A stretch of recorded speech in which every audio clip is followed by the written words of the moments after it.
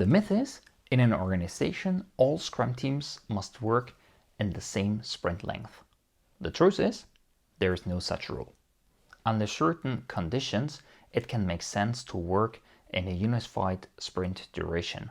However, a general standardization of the sprint duration throughout the company is rather negative for performance. Let's take a closer look at the topic of sprint duration. First, a general note. The sprint duration in which a Scrum team works should be constant. How long the sprints are is determined by the Scrum team itself. If several Scrum teams in a company are working on different products, there is no reason to synchronize the teams. I've heard of initiatives that aim to have all sprints started and end on the same day across the whole company. But what's the point? I don't see any advantages, but rather disadvantages.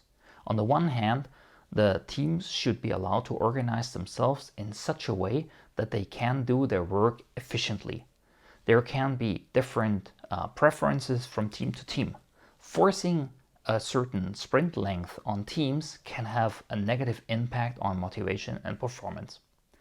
On the other hand, this would mean that all teams hold their sprint review at the same time and then compete for important stakeholders to be involved.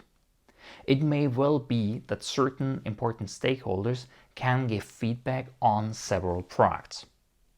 Does it then never make sense to standardize the sprint lengths?